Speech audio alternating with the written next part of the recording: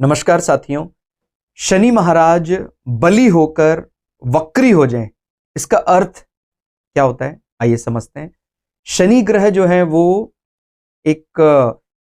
जो कोर मेहनत है वो वाली बात बताते हैं,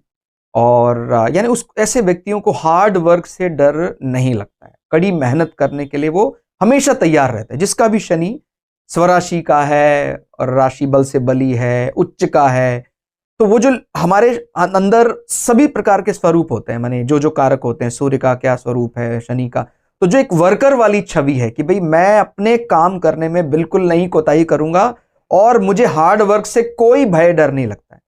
कब ये जो है वो उल्टा परिणाम देने लग जाता है राशि बल के बाद भी, जब शनि उच्च होकर वक्री हो जाए,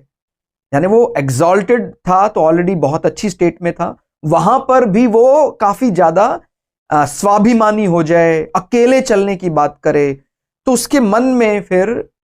इतना ज्यादा साम्यवाद विचारधारा उसको आ जाती है। आप साम्यवाद विचारधारा समझते होंगे कि वो कोई भी डायनेस्टी की बात जहां होगी उसका वो घुर विरोधी बन जाएगा कि नहीं नहीं, जिस प्रकार, क्योंकि देखिए हमें दोनों ही पक्ष में अच्छा और बुरा देखने का बल होना चाहिए, लेकिन व्यक्ति जब भी उच्च होकर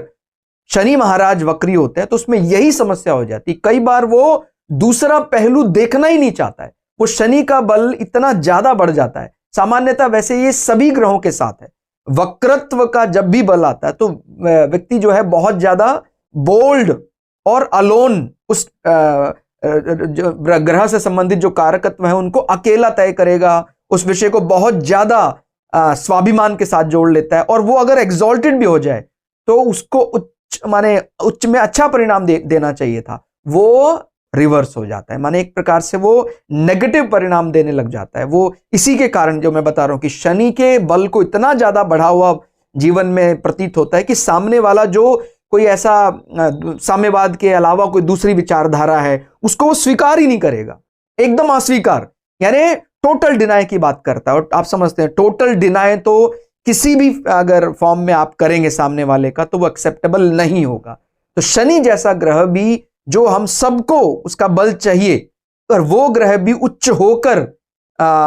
रेट्रोग्रेड यानी वक्री हो जाए तो उसका नेगेटिव परिणाम मिलता है। लेकिन ये बात ध्यान से समझनी है, अगर उसका पुनः उसको रीगेन हो जाता है, यानी मंगल और शनि की एक दूसरे पर एस्पेक्ट पड़ जाए, यानी उसका पुनः उच्च भंग जो हुआ था वो उसको रीगेन कर ले किसी कारण से, तो फिर उसका नेगेटिव पॉइंट नहीं कंसिडर करना चाहिए। धन्यवाद।